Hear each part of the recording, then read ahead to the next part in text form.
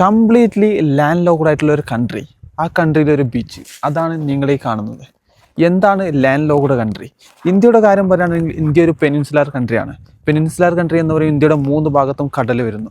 പക്ഷേ കിർഗിസ്ഥാൻ എന്ന് പറയുന്നത് ഒരു ലാൻഡ് ലോക്ക്ഡ് കൺട്രിയാണ്. 4 രാജ്യങ്ങളായിട്ട് അന്ന് ബോർഡർ പങ്കിടുന്നത്.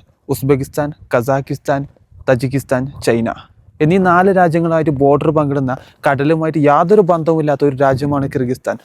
ആ രാജ്യത്തിൻ്റെ ഏറ്റവും വലിയ പ്രത്യേകതകളിൽ ഒന്നാണ് ഈ ഒരു തടാകം, അതായത് ഇസിക്കുൾ ലേക്ക് എന്നറിയപ്പെടുന്ന ഭൂമിയിലെ മനോഹരമായ ലോകത്തെ 2ാമത്തെ ഏറ്റവും വലിയ തടാകമാണിത്.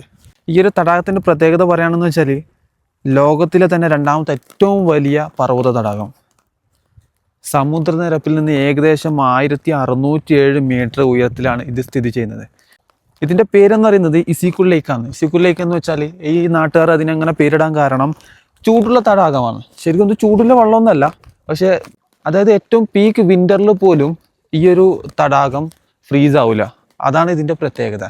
അത് കാരണമാണ് ഇവിടുത്തെ നാട്ടുകാർ ഇതിന് ഇസിക്കുൾ ലേക്ക്, ചൂടുള്ള തടാകം എന്നൊരു പേരിട്ടത്. ഇത് ശരിക്കൊരു ഒരു കടൽ അല്ലെങ്കിൽ ഒരു ബീച്ച് സൈഡ് പോലെയാണ്. ഇതിൻ്റെ അപ്പുറത്തെ സൈഡ് പോയാൽ, ഈ തടാകത്തിൻ്റെ അപ്പുറത്തെ സൈഡ് പോയാൽ വേറെയും ഒരു അടിപൊളിയായിട്ടുള്ള സ്ഥലമുണ്ട്, ബോക്കൻ ബ്യാവു എന്നൊക്കെ പറഞ്ഞിട്ട്.